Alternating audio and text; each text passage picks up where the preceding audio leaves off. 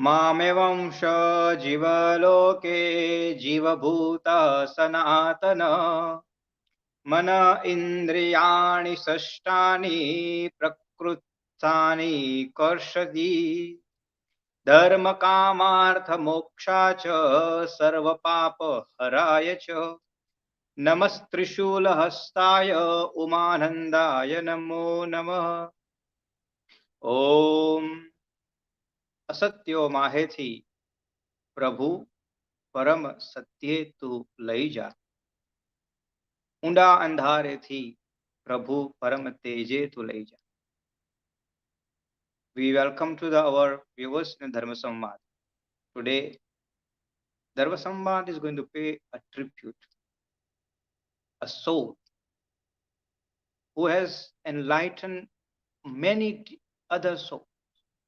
That's why the one mantra says, Mame Vansho Jivaloke, purpose of this Jivalok, if we understand, and if we understand and then if we utilize that purpose for mankind, humankind, and seva, and this is what Swargastha Jai Lakhani ji have achieved in his life. He has enlightened many souls through his knowledge, his way of the explanation in this modern age, where easily our younger generation can understand. And that is why DharmaSamvad has decided that today we will pay a tribute to this noble soul. That's why in Gujarati say, Asatya Mahethi Prabhu Param Teje tu lei ja. Light Tej means to open the door of the heaven of this soul which has arrived to you.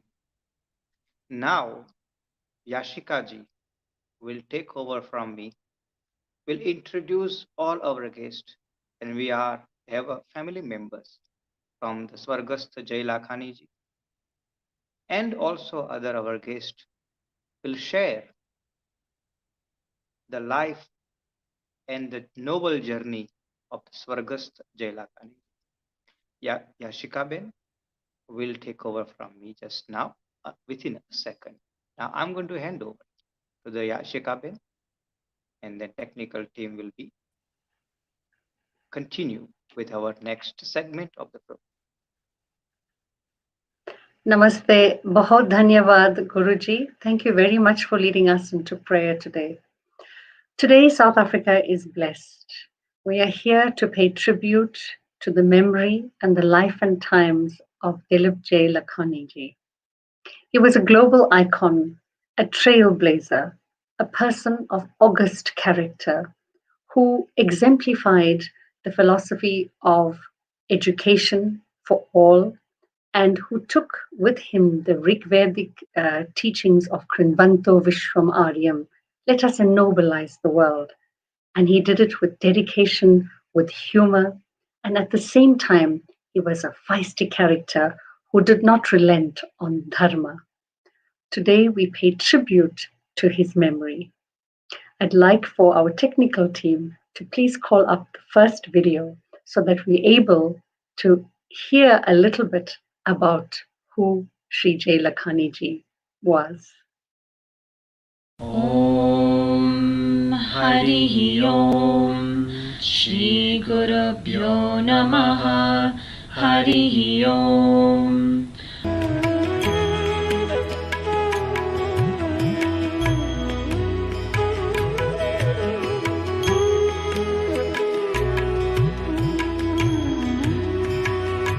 Shri J. Lakhani, an excellent communicator of Hinduism in Britain and director of the Hindu Academy, the Vivekananda Centre in London. Over the last 15 years, Shri Lakhani has given talks on Hinduism to thousands of youngsters at English schools, colleges and universities. If you wish to get a glimpse of the modern, dynamic face of Hinduism, then do not miss this series of talks.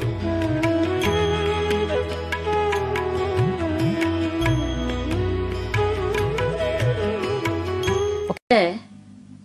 I've heard of your intense interest in spiritual matters, and I'm very keen to know how it all started. See, we people of Indic religions strongly believe that our spiritual progress does not start with this life, but has started many lives ago. So I truly believe that my spiritual progress must have started many, many lifetimes ago. The only thing that happens is that in this life, somehow the things that you acquired in previous lives reveal themselves at an early stage. So I personally believe that this journey that I've begun has started perhaps a few thousand years ago, and it carries on. The unique part is this, that some of the work we do in our past lives has a habit of catching up in this new life. So when, for example, I was very young, my earliest recollection of, say, a spiritual experience of my spiritual development is that when I was a young boy, a very young child, from a very young age, I was very sure that I'm here for a particular purpose. This is a very strange thing for a child to have, this kind of strong sense of purpose. And that has held my hand during all the upheavals in my life. So sometimes we go through some very good periods, some very bad periods, but the anchor around which you can wind up your life and continue to kind of hold still, be stable, has been this very strong spiritual underpinning that made me feel there is something much more to me and a purpose for which I am here. The second thing I recall from my very early days is that, again, these are signals of, if you like, spiritual development, is that somehow I always felt that I am not of this world. And even as a child, I would stare at the sky for hours, a very quiet child, just staring at the sky and asking myself, what am I doing here? What is this all about? And this is not just idle curiosity of, you like, a child kind of becoming kind of frightened by the environment. It is some inner stirring which is asking me to make sense of my human condition at a very young age. So the journey started at a very early stage. Initially it is, you see, people don't realize that this kind of stirring that we feel is not just, kind of routine. There's something much more to it underpinning us, which is trying to reveal itself as our spiritual underpinning. So the journey started a very long time ago. Oh, profound words indeed. And those words are the ones that inspired him to take on the cudgels to teach society about Hindu Dharma. But as we've realized, where did it begin? Lakhani was actually born in Mombasa in Kenya on the 5th of December in 1948. He spent his growing years in Tanzania, in Dar es Salaam, and then moved to London. He achieved an MSc in theoretical physics. And not only was he a scholar of Hinduism, but he promoted religious pluralism and spiritual humanism. And he was also the director of the Well-Being Foundation. At the same time, he was a devotee of Shri Ramakrishna Paramhansa, and he was a philosopher and lecturer. So this combination of science and spirituality was one of the key things that motivated him to become so popular with young people around the globe. He was an author of many, many books. Hinduism for Schools, Primary Hinduism in 2006. He also wrote Special Times Hinduism in 2009 and A Journey Through Life in Hinduism in 2010, amongst other books. And he had a very unique style of delivering lectures, accumulated avid interest online around the world. And students fondly remember him in his tiger orange blazer, holding a fist in the air with a lion-like expression of passion in his face, speaking with great enthusiasm about religious pluralism and a term he coined, spiritual humanism. Well, let's find out a little more about why he became so popular in South Africa and the rest of the world. And the first guest that I have in studio today is Kiran Krishnan Maharaj from Gauteng. He's an attorney by profession and an avid follower of J. Lakhani's teachings. I also have in studio today Lakhani ji's daughter, Sita Lakhani, and we're so blessed to have her, as well as common friend Vimalji. And we will speak to them a little later. So, Kiranji, welcome to the show. Namaste. Namaste, Yashika ji. I'm glad to be on the show today. Thank you so much for joining.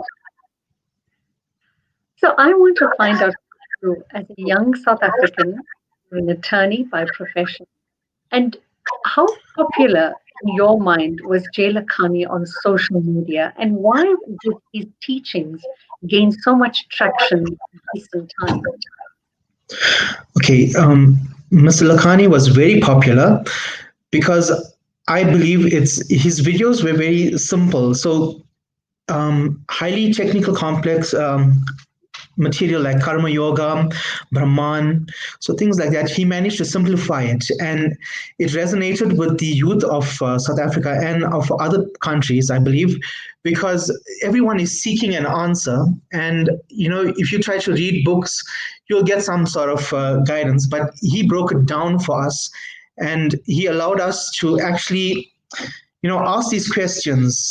Why do we have so many gods? And he'll give you the answer that it's actually that we are not polytheistic, but we are pluralists. And this is when I first found out about pluralism, that by watching his videos. You see, I'm also a Purohit, and one of my Yajman's kids, he's a teenager, he asked this question, why do we have so many gods? And I answered the question to him, but it seems like I was losing him. So that very night, I went home and I searched on YouTube, and I actually found Mr. Lakhani's and Hindu Academy's videos. And the one was a teenage girl asked him a question, why do we have so many gods? And he answered in a very simple manner that no, this is actually incorrect. We don't have many gods. We have many paths of leading towards God. And that's when he introduced me to this topic of pluralism. And then, something he says, like, you can pray to him in the form of either Shiva, Vishnu, Ram. But then something that I thought that I can take back to the community is when he spoke about you can also see God as a mother or a mommy in heaven rather than a father in heaven. And there was something very nice that I felt, it resonates with everyone. Maybe you feel closer to your mother than to a male figure. Absolutely. And I think it's him relating to the issues, him relating to the students, and him relating to what we go through on a normal day-to-day basis. Because some of these lectures were done in the early 2000s, yet the manner in which he's able to execute it. I mean, he's done TED Talks. He's appeared on the BBC. He's done so many, different engagements that he perfected the art of communicating these dharmic messages in such a simple way. In your opinion, what is the value that we can gain from Lakhaniji's messages? You see, his message is actually one that do what you're doing. Pray how you want to God, but it will take you eventually to the path, to Dharma, to the divine. So I think that his message is one of continued, spiritual improvement by ourselves, because he, in one of his videos, he mentioned that while he was a student studying physics, he actually came across the teachings of Swami Vivekananda, and he started paying more attention to those teachings rather than to his actual academic studies. And as a result, he felt that maybe his academics were suffering a bit. However, he became associated, or rather learned more about Swami Vivekananda. And in his later videos, he mentions that he's one of these spiritual giants, the modern spiritual giants that we can learn things from. So by learning from the teachings of, for example, Swami Vivekananda and Ramakrishna Paramahansa, we will obviously improve our own spiritual path and spiritual journey. Yashika? That's fantastic. And I think Swami Vivekananda made our dharmic teachings quite relevant. And I think that's one of the key, inspirations to young people. When I was a student, in many years ago, Swami Vivekananda was our ideal. And here you have someone like Lakhani who can make that message so much more relevant to our Generation X and the millennials today. Now, Gauteng Hindus is a massive platform. So different types of platforms like SA Hindus, etc., in the country. And a lot of them are, sharing the teachings of Jay Lakhani because they're finding some of the topics like conversion to be quite strong. They're finding topics on quantum physics and spirituality quite relatable. Do you think that's an important part for young people to understand science and spirituality, or is it something left for the intellectual? No, of course, it's important for youngsters to learn about science and spirituality. And I think what Mr. Lakhani has done is, I believe he was a theoretical physicist. And Yes. as such, he was focusing on how things work. So, lifting the hood under the universe and seeing what's happening. But I think that what he did was he didn't find any sort of discrepancy between Sanatan Dharma and quantum physics or theoretical physics. And that is why he was able to, answer all of these questions that people have, especially on a minute level, like when you're talking about Dharma or Brahman. And, he's saying that's who we should be praying to. That's our God. But how you're getting there is your own journey. You decide on what you want to do. And another thing you mentioned about conversion, as you know, it's rife in South Africa at the moment. And, from a couple of Jay Lakhani's videos that I saw, it wasn't so much about conversion. It was more like what the pastors use as tactics to drive our Hindu youth and people away from Hinduism. They talk about the caste system and they talk about idol worship. However, Mr. Lakhani says, no, caste worship, it's something that's outdated. It used to work in the past. It was a hierarchical structure. And for example, if my father was a priest, then chances are I would become a priest. Alternatively, if he was a shoemaker, then I would become a shoemaker. However, now in a modern era, a shoemaker's son can become a doctor, he can become an astronaut, whatever he wants to. And then similarly with idol worship, and this is something that it's from one of his videos where he mentions he was invited into a Jewish temple. And in this temple, he sees the tabernacle and the holies of holies, and he wants to go and check what's in there. But the rabbi says, no, you can't go there. And he asks, but why not?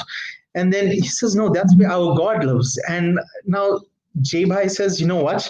But then isn't that a form of idol worship? Because now you're saying your God is living there, and then you don't want me to go there, but now you call us idol worshippers. So what does that make you? So I found that very interesting.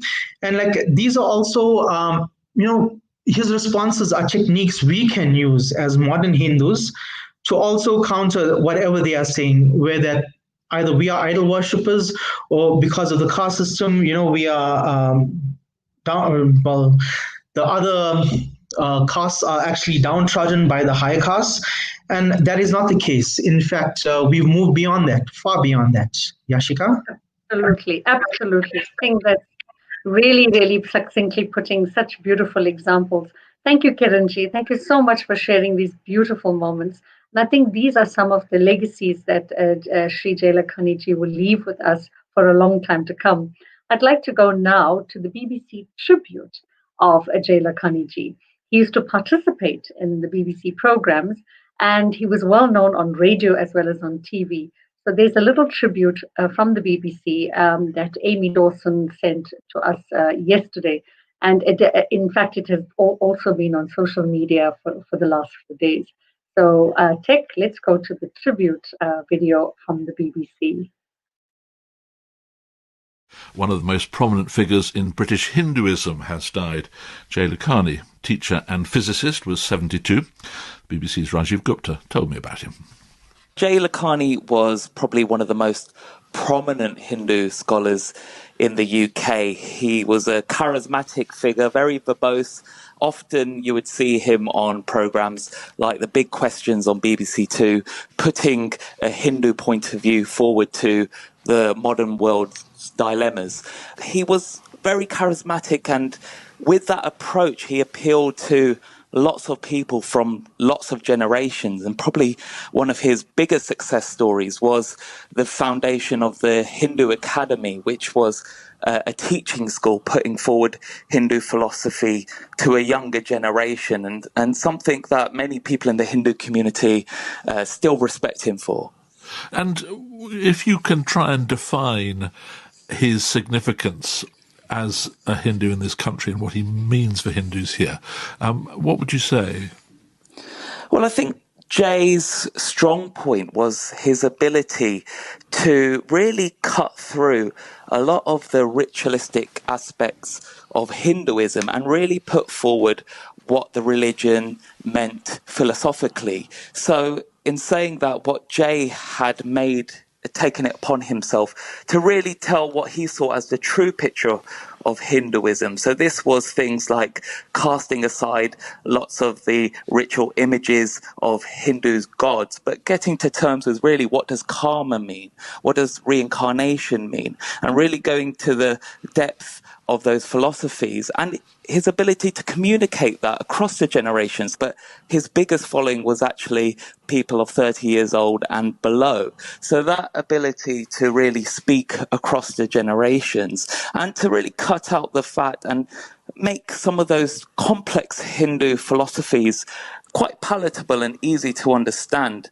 So in saying that, though, he was sometimes in a subtle way challenging some of the Hindu hierarchy.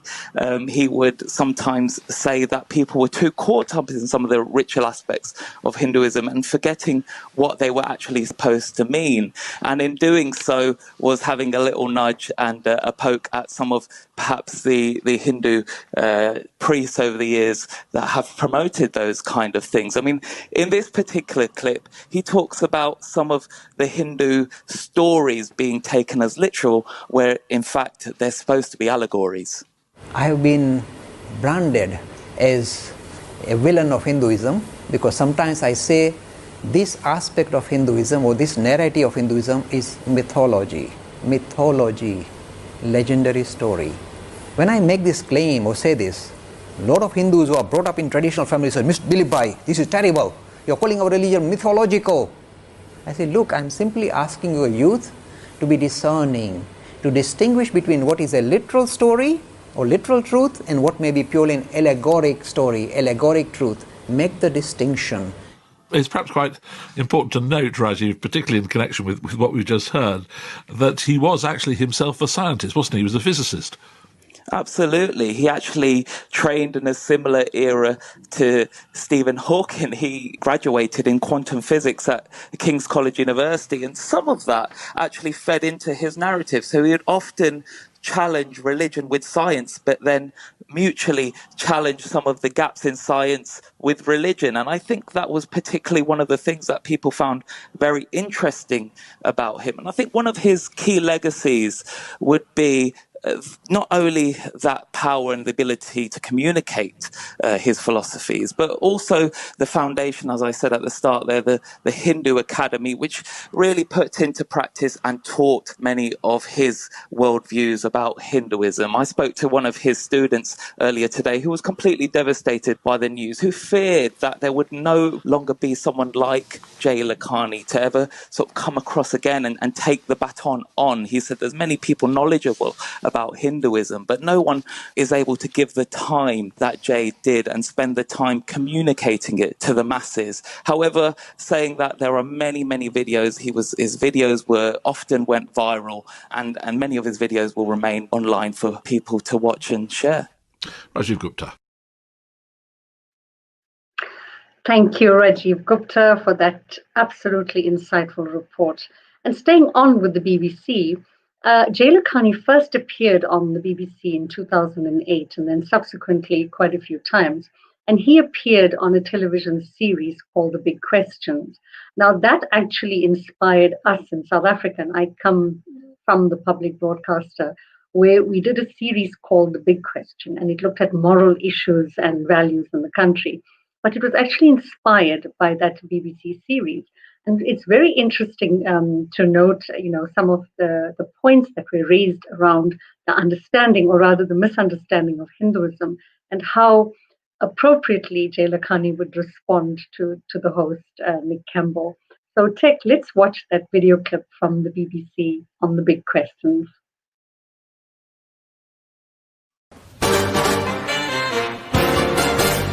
Now, the classical Romans and Greeks had gods and goddesses for every aspect of life. The ancient Hindu religion tells tales of the exploits of many deities, which still bear lessons for believers today. But Christians, Jews, Muslims are required to believe in just one God.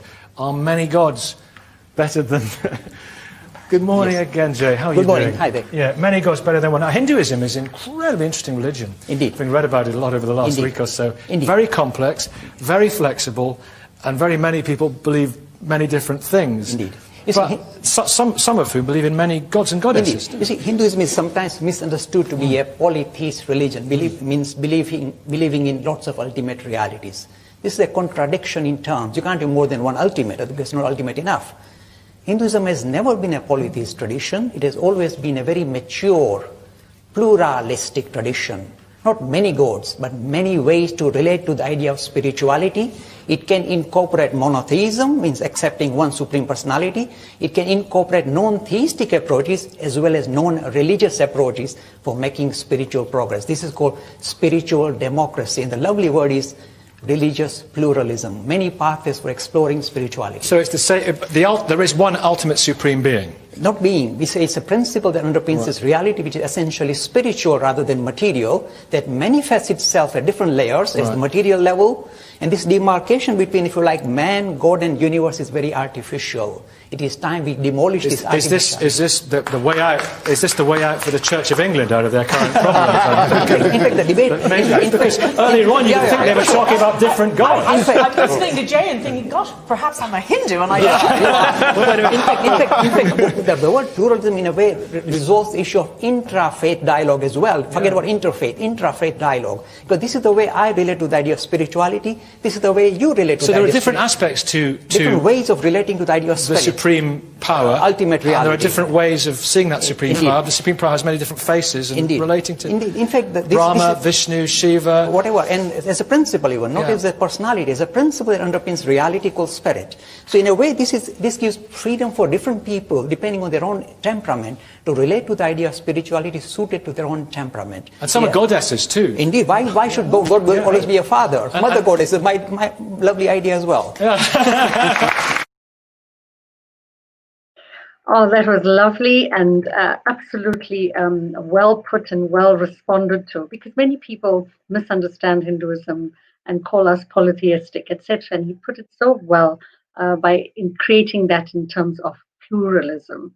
And one of the things that Shri Jay Lakhani ji was inspired by was the teachings of Shri Paramhansa Yogananda, Shri Ramakrishna Paramhansa, as well as Swami Vivekananda, which we've heard a little bit earlier. And so he also followed the philosophy of Advaita Vedanta, where he speaks to everything becoming part and parcel of the one ultimate reality. So there's been many tributes from people around the world, famous CEOs of companies, etc., that has paid tribute to the life and times of Jay Lakhani ji. So there's a little PowerPoint that I'd like to read some of the messages. So we know that he was born on the 5th of December, but he died one day short of his birthday, which is on the 4th of December this year. And there were farewell messages by people like Manoj Ladwa, Lord Jitesh Gadia, Diraj Disha, Satish K. Sharma, etc. And some of the messages were really, really symbolic, and it was deeply inspiring. For example, Manoj Ladwa says, the sudden passing of Jay Lakhani has come as an immense shock for all those many lives he touched with his wisdom, wit, and infectious passion for teaching Hinduism. Jay Bhai, as he was affectionately known in the community, was a reservoir of knowledge, which he was always willing to share in his most charismatic style. He made the learning of Hinduism both accessible and fun for people of all ages. And he will be deeply missed. But his legacy and positive affirmation of Hindu values in a modern and global context will live on for generations to come. So Lord Jitesh Gadia says, there's been a genuine outpouring of sadness amongst British Hindus at the passing away of a unique personality, Mr. J. Lakhani, this week. The following tribute aired on BBC Radio captures his powerful contribution and legacy. And he says, I had the great honor of knowing him for over 40 years from our regular childhood trips to Birmingham to visit my maternal family, Praveen Bhai and Sarla Ben Sangani, for whom he was both brother-in-law and spiritual companion. He was one of a kind and he will be sorely missed. Our prayers and thoughts are with all his extended family and friends at this time. And there was two other messages that had come through. And this was from Dheeraj Shah, who's the president of the Hindu Swayam Sevak Sangh in the UK. He says, a great loss to our Samaj, an intellectual Kshatriya with tremendous energy and fearlessness in promoting Hindu Dharma, a very devout disciple of Ramakrishna and Vivekananda. And he knew him since the 70s and they knew each other very closely. They also lived in Birmingham and then moved to London. Another message came from Pandit Satish K. Sharma, who is actually on the British Board of Dharmic Scholars. So Shri J. Lakhani was not just a presenter for television or did lots of messages on social media, but is actually part and parcel of the Board of Dharmic Scholars as well. And he says, JG brought Dharma Vidya into the British vernacular, coining a fresh vocabulary and bringing credibility and restoring dignity to our dharmic British community, a displaced community only just recovering from the trauma of colonization. And how many of us can actually relate to that in Africa and in different parts of the world. And so lovely to note that even J. Lakhani ji was born in Africa. He poured energy and dynamism into his teaching, an infectious passion and an obvious delight in sharing the vision and continuing the works of his master, and his parampara permeated his work. And how could we not acknowledge his unique choice of blazing blazes, which proclaimed his arrival at every interfaith event? It's wonderful to know that he carried the saffron color even on his jacket. If there was a lesson any of us could take from this life, one perhaps would be to endorse. He says, I feel it would be the understanding that knowing is not being and being is not doing until we engage in dynamic acts of dharma. Our knowing is of little value. Absolutely brilliantly put. The best way in which we can honor his memory might be to follow his example and act in the service of Sanatana Dharma. And who knows, we too may be blessed with a glimpse of the darshan which ignited his passion and became a light for many who knew him, and even more who were touched by his life's work. I think those are such beautiful memories. Thank you, Tekide. Profound words that is coming from scholars, that are coming from CEOs from around the world, and of course, even in South Africa. You know, the COVID-19 situation has not been very easy. And I think a lot of people on the flip side of it have been watching J. Lakhaniji's little video clips on social media, and it has proved to be phenomenal. I have with us in studio his family, his daughter, Sita Lakhaniji, and also Vimalji. Welcome, namaste to the program. Namaste. Namaste, Sitaji. Namaste, Vimalji. Thank you very much for being with us today on the program. You know, we've just heard a little bit from the BBC. We've heard from us South Africans on the life and times of Sri Lakhaniji. But you were fortunate, Sitaji, to be part of his family and to be working with him and being inspired by his greatness and his spirit. And I'm sure you too, Vimalji. Sitaji, can you share, growing up and what did it mean for you as a child being in the presence of Sri Lakhaniji? Sorry, I missed a bit of the question, but I can talk to you a little bit about my dad and what he was like growing up with him. So right from a young age, he really instilled spirituality into me right from childhood. And as he often explains in his lectures, the way to draw people into spirituality and religion is by, as a child, introducing them to these wonderful, colorful stories of Hinduism. And then this really draws you in. And then as you grow older, you then start to look for a deeper meaning behind these wonderful, colorful stories. So then you start exploring the purpose of life. Why are we here? What is the essential nature of humanity? And what is our purpose in life? And my dad instilled these ideas in me from a very young age. And I feel like the luckiest girl in the world to have had that opportunity. And since then, he actually used that as a way of inspiring other children. So he would teach me stories, but then he would then start telling other children the stories. And he started off by basically only teaching children. And as we grew older and older, we started sort of questioning and wanting to know a bit more about the background of Hindu philosophy. And the opportunity then came up to then start learning about it in an academic way. And through the religious education system of the UK, you can actually study GCSE and A-level Hinduism. So my dad then started promoting these ideas, and the classes grew and grew to the point where they are still ongoing 30 years later. And it's really given a structured understanding of religion and philosophy to many thousands of young people. And this is probably why his reach is very, very popular among young people, because rather than being fobbed off by saying, oh, why are we doing this ritual? What is the point of doing this? Rather than saying, oh, you have to do it because that's what our ancestors did. Rather than sort of fobbing us off like that, he gave us logical ways of understanding these beautiful ideas and actually understanding the significance. So it makes us really value and appreciate our tradition. And although we live in the UK, we're not in India, but we still feel very connected with our faith and our philosophy as a result. So I'm so grateful that I grew up with such an inspiration, and we're working with a team of volunteers now to continue his work, because all his hard work cannot go to waste. So we continue sending the WhatsApp clips, and we're actually in discussions of how to keep promoting his work in different ways. So we'll keep you posted.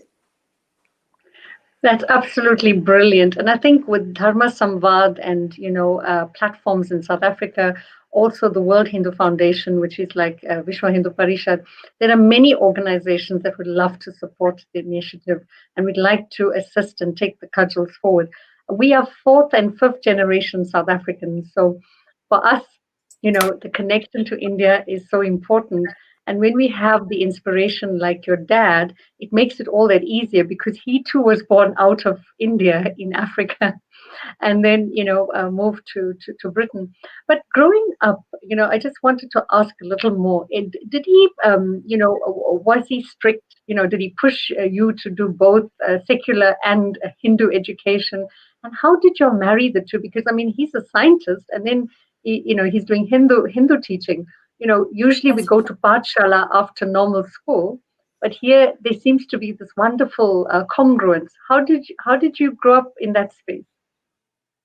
Well, I mean, right from when my dad was in his university days, he was obviously studying quantum physics, but then at the same time, while he was at university, he was reading the complete works of Swami Vivekananda, and he spent a lot of his time at university actually meditating. So what he was finding is a great coalescence between what he was studying in quantum physics and the ancient sort of Hindu philosophy that Swami Vivekananda was promoting in modern day language. And that has been his inspiration right from a young age.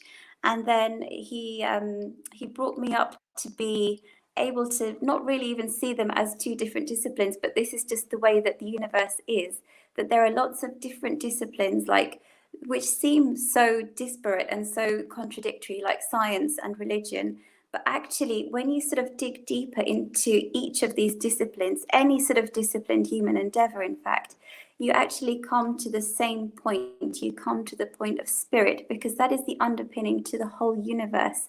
So all of these seemingly different disciplined human endeavors actually lead to the same one goal. So although they seem very opposite, they actually lead to the sort of discovery of the spirit. So for me, it was never a contradiction in terms. That was just the way, this is the way the universe is. And I feel very lucky to have been brought up in that way. Thank you so much. That is absolutely beautifully said. And I think when we speak about, integral humanism, the idea of spirit becomes so critical. It's like what Sri Ramakrishna was saying, that all religions are like little rivers leading to the one great ocean. So it's just like that. We all journey through to become part and parcel of that single consciousness force. Thank you again, Sitaji. It was absolutely beautiful to hear you. And we have Vimalji, who's also joined us from London. So Vimalji, namaste. Namaste, namaste. So you've also been, close associate and, part of the family of Shri J. Lakhani ji. What have been your interactions with him over the years, and how did you see him grow from a family member to, a community member to a global icon, actually? Well, I think Sri late J. Lakhani, as far as I concern, I haven't got a family tie, but I have heard him many times, of course, on YouTube and all other things as well. A fantastic sort of, I will can say, the scholar who has put the Hinduism absolutely in the UK, especially in the school and the GCSE level, which is really, we all Hindus should be proud. And the other thing what I liked about him is the way he has explained with the scientific sort of concept, which is more important, that is not only religion, but how scientifically it works, many theory he tried to correlate with the quantum physics. And I read one book as well, which is a proton and electron and how they work the similar way this whole universe really works as well. And that theory he tried to put into the concept as well. So that is really a sort of from his is a different perspective, and it was accepted by in the school, and you can see at the GCSE level.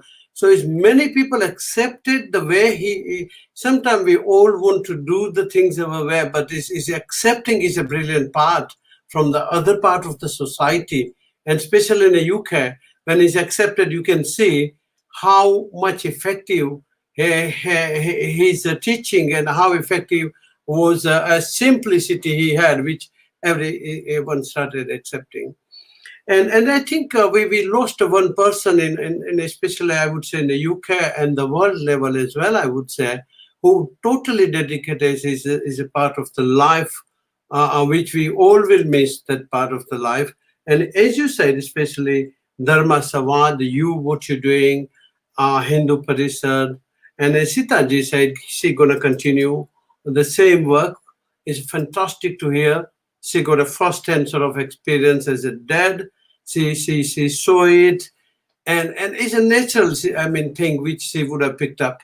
And if she continues that, we all have to hand in hand to help that part as well. So we can grow this thing about the Hinduism and how simply, we can put across the board. And as a part of as a president of NCGO, which is National Congress of Gujarati Organization, which is more effective in the UK as well, and we try to represent all different organizations in the UK, which is 800,000 sort of Gujaratis in the UK. So along with our committee, which is, Krishna Ben Pujara is one of the General Secretary. She is one of our PRO. And we got a quite good team as well at the moment. But we all have to promote this further, and this will be a responsibility of all of us. At the same time, I'm a president of International Mayor Supreme Council as well, which belongs to the America, all of sort of world, the different countries. And I think it's it's my duty as well to promote this further. So it's not only to give Shraddhanjali, but it's more than that. We should be approaching in the future sort of action that how we can promote all together. As I said, the Dharma Samvad, what you're doing today is a part of it.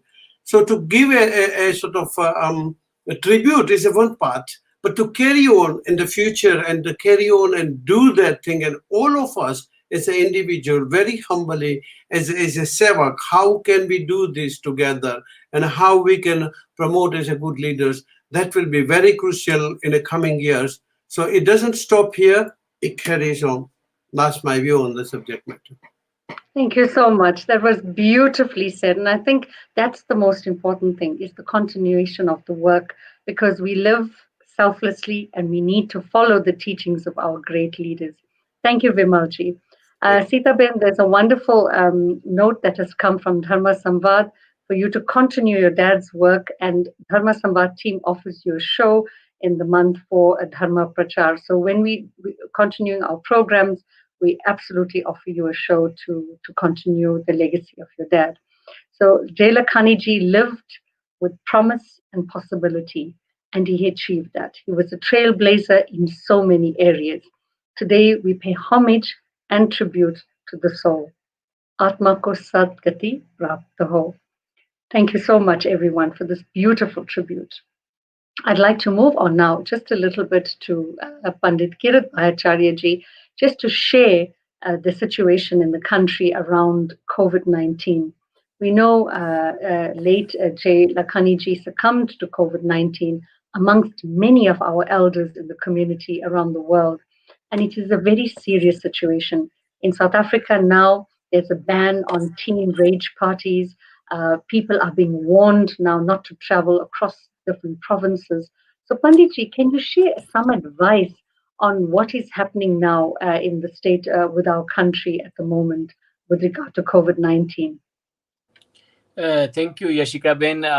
As you know, I'm not an expert like a doctor or the people, those who are responsible for all those things. But since morning we was talking, and I said maybe I, as a priest, my duty towards to the community to inform the community that look at I doing the every now and then, every second, third day, or once a week, at least 1 or 2 funeral. Those are people died because of COVID.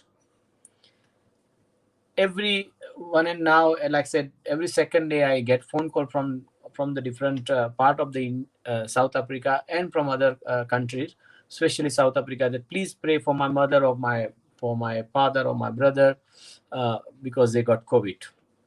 So yes, we pray for whole world, but as a priest, I feel that via DharmaSamvad, we tell the community and say, look at, it's going bad. We are in second wave. Remember, Yashika, when there was time where we was only 700 and 600 cases, right? I think so 3 weeks ago, if I'm not wrong. And now yesterday was, yes. And then yesterday, now we was 6,000 plus.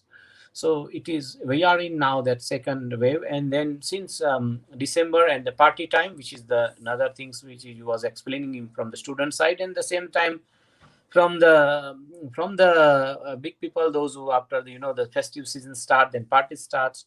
So that keeping on mind from the DharmaSamvad team, from the Yashika Ben, from the Gopal Bhai, Laksh Bhai, our Hitesh Bhai ji Patel, Nilam ji, and all we pray for you, and the same time we also said rather advise, we concern for you.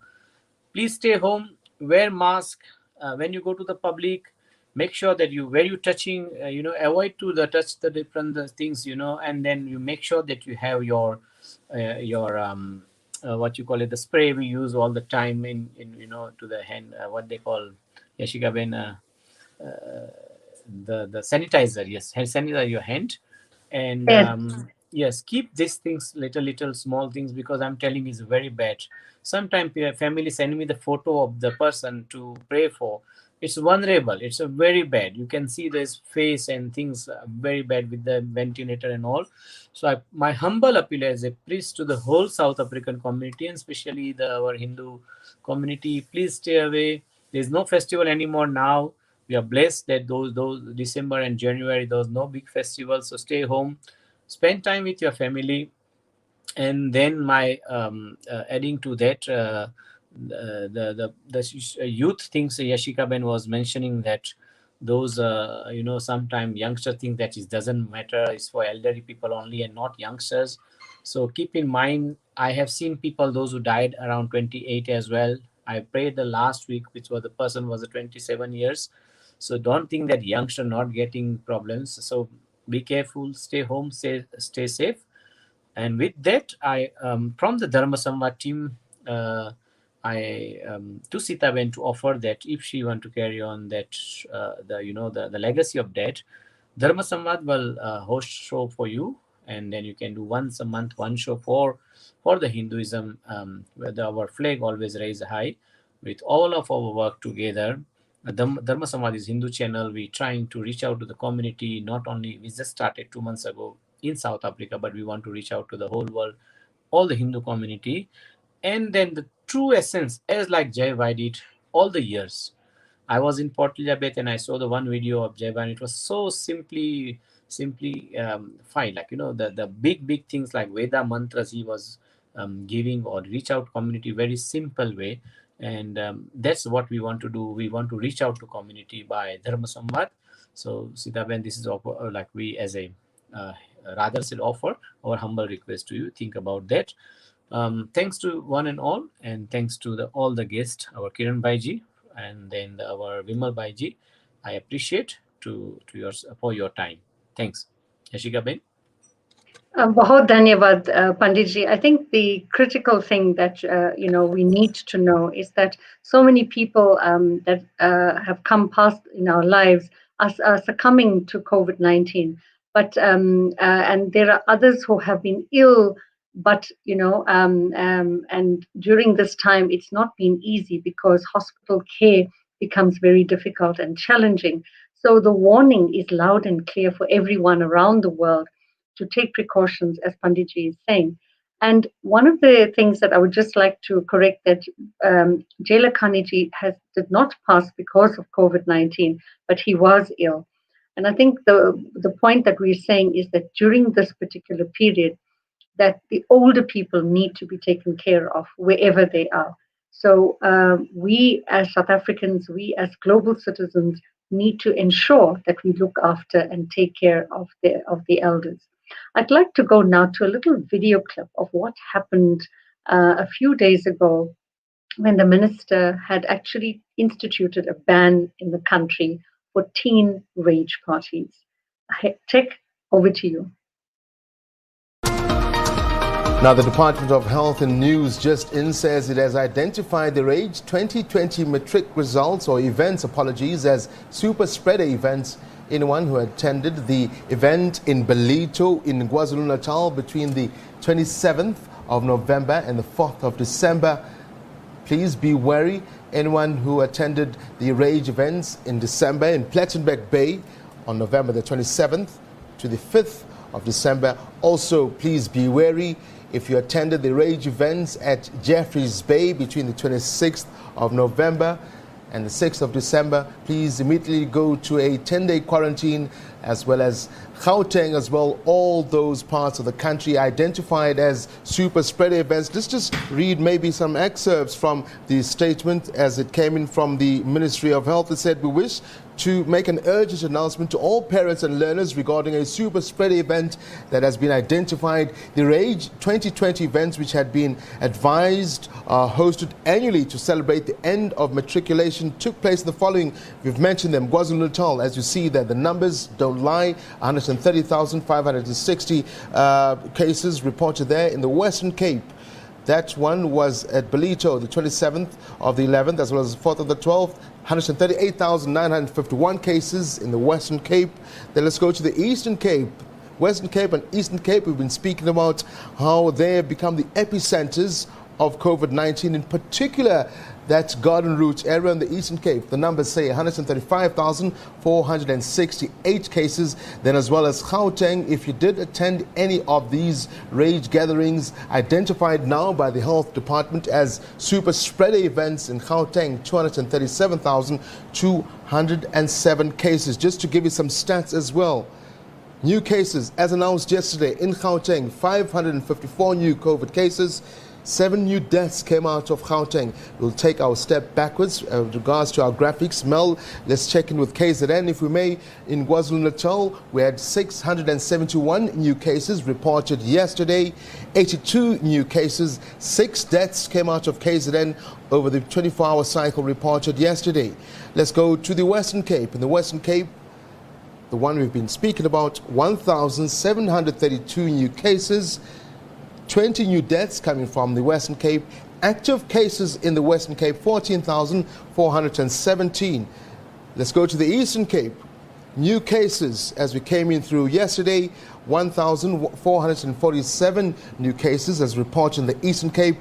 Although they've had recoveries of 2,867, they've had 65 deaths of the 104 new deaths reported over the 24-hour cycle. Active cases in the Eastern Cape, 8,536. As we heard there, just a notice from the Department of Health. If your kids had been part of the Rage 2020 event, please self-isolate, as it has been identified as a super spreader event. Let's speak to the numbers now. South Africa recording 4,645 new coronavirus cases in the last 24-hour cycle. This takes the total since the start of the pandemic to 810,449. Now, the Health Department also reported a further 104 COVID-19 related deaths. This takes the total to 22,067. Reported recoveries now stand at 744,000, leaving over 44,000 active cases across South Africa.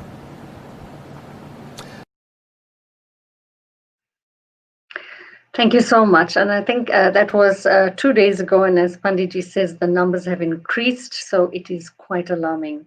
It's a warning to young people, wherever you are. Be wary, be careful. Let's heed the words of Shri Lakhani ji and others that have come before us, that have taught us so much of wisdom. And that let us remember to carry that legacy forward. He was a dynamic scholar, a leader, a father, and a great teacher. And let us remember that during this time as well. So to all the youth out there, let us remember the teachings of our faith, and let us remember icons such as Shri Lakhani ji. Thank you everyone for joining me in the studio today. Thank you Sita ji, thank you Vimal ji, and thank you Krishan ji earlier on in the program. We really appreciate and value your input. And Sita ji, also note that DharmaSamvad is here to support the teachings of Shri Lakhani ji as well as the Academy. Thank you again. Namaste. Pranam.